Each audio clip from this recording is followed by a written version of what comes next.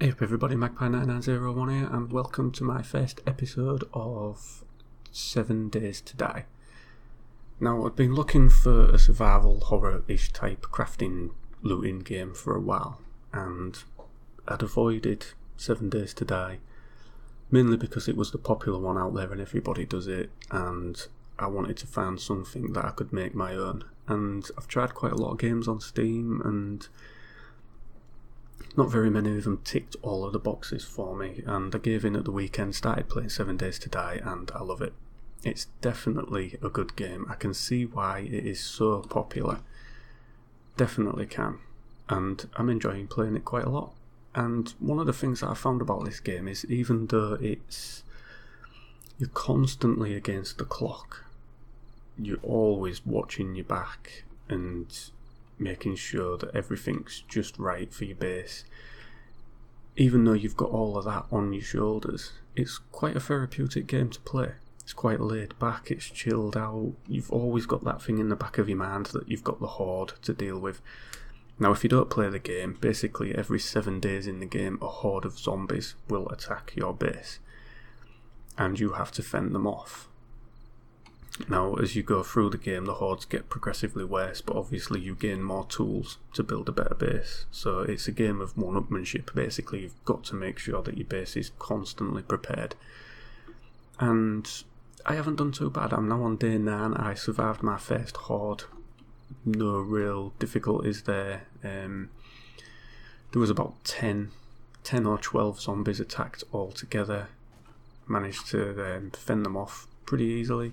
I had all these spikes set up that seemed to work quite well. Didn't kill them off instantly, but I stood on that gantry there that I've made and was able to crossbow them whilst I was stood up there, and it passed by quite uneventfully. Now, one thing that I didn't factor in was that when I did the horde the first time, I'd cut this part out of the building so that I could see out, but on this side I'd not done that bit. There was still a wall there, and what I didn't realise was that while I was busy sorting out zombies on this side, there was a couple of little buggers managed to tunnel through the wall around there, and they managed to punch a hole in, but they died on the spikes before they managed to get in. So the defences like that are something that I'm going to have to sort out. Probably not before the next horde comes along, because I don't know if I've got enough time to patch it all up, but it's something that I'm going to have to look at. I'm going to have to maybe put another row of spikes out along here, maybe a third row, just to fend them off a little bit more, because they will come back a little bit more ravenous next time, but we'll see how it goes. Anyway, this was a church, if you can't tell. I've modified it slightly though. But yeah, I'm just playing the default map. For those that don't play the game, when you start you can have a default map, I can't remember the name of it, or you can have a randomly generated map, but I just went for the default one, just playing it safe. It's a nice cup of tea. And I'm enjoying it. It's, like I say, it's quite therapeutic. I don't know, it's good just to have a chilled out game. It's good to get away from the likes of Battlefield and Forza Horizon and, games that are constantly pumping online shit at you all the time. It's good just to have a game where you pretty much choose to be on your own and you can just chill out and wind down. So yeah, I'm enjoying it a lot. I managed to build a forge so that I can create things, but one of the first things I need to create is an anvil. I've already got a wrench, but I need 200 iron, and I'm nowhere near that right now. I think iron I've got in here, yeah, I've got 98, so I need 200. Now, one of the places you get iron from is taking cars apart. There was 2 cars outside the church. I've already took those apart, so I'm going to need to go off and find some more. Now, I haven't explored too much of this map right now, just these general bits. There's a store over here that I've looted previously. This part here was, obviously when I started the game, I started over here. and I decided to walk until I found a building that I knew that I could fortify quite easily, and the church was the first thing that I really came to that I thought, yeah, I can make that my own, that'll be a good base. But I've been and looted that store. I think there's a couple of cars there, so we'll go and do that maybe in the next episode. And then down here there's a little town, there's plenty of cars there to loot. Over here there's a little dock and things like that. I've looted that. It's not really too much around there, but of course I've got all of this map to exploit, so yeah, we'll have a look at other parts of it in another episode. It's about to strike 10 o'clock. And when it hits 10 o'clock, that is when the zombies come out to play. But in the previous night, I didn't see one zombie. Not one came around. So it was quite a boring night. I just did a bit of digging down there. So I thought I needed some clay. Don't want to go out and get it, so I thought, well, I'll just dig it out from under the church. But I do know that from watching some videos that zombies can actually dig underneath. So at some point I'm going to have to fortify all of this bit if I decide to stay here. I most likely will. Does that need repairing? Oh yeah, look at that, that needs repairing. Let's fix that up. Dodgy fuckers been in there.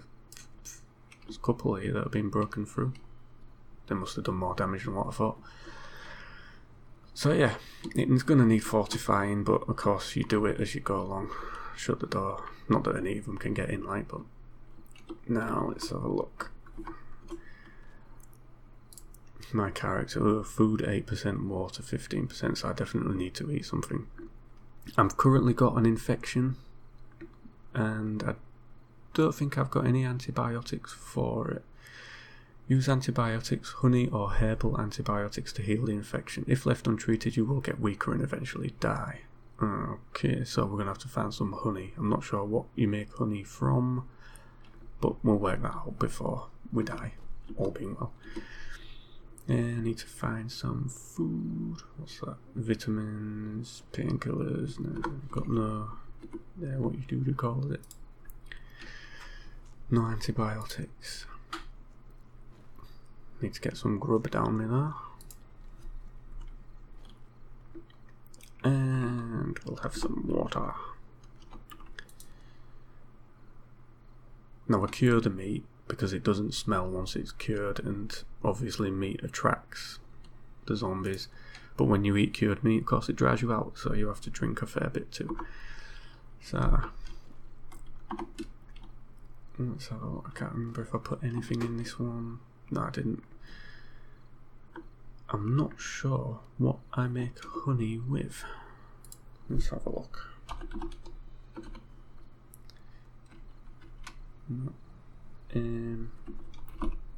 Antibiotics, here we go. We need mouldy bread, nitrate powder and bottled murky water. Murky water and nitrate I can do. Mouldy bread I haven't got any.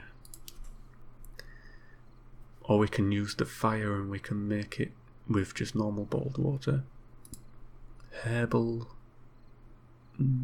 Got blueberries, got some of that. I ain't got any mushrooms. I haven't seen any mushrooms yet.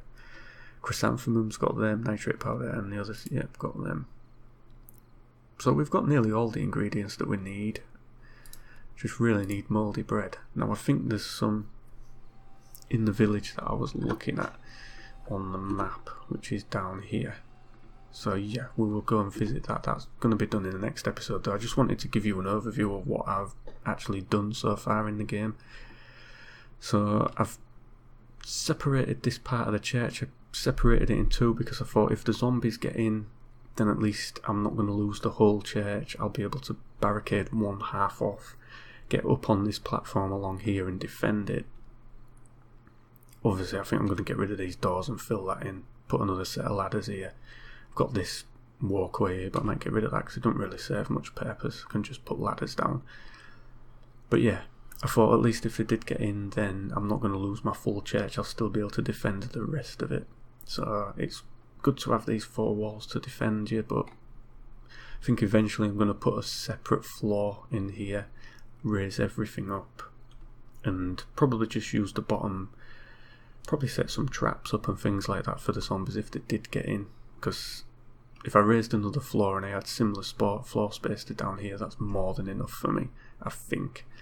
So yeah, there you go. That is the first episode of 7 Days to Die from me. I'm definitely going to be making some more of it. I'm enjoying the game massively. A lot more than I ever thought I would, to be honest, when I started playing. So yeah, we will catch you in the next episode. Don't forget to like and subscribe. Thank you very much for watching and listening, and I'll catch you in the next one. Take care.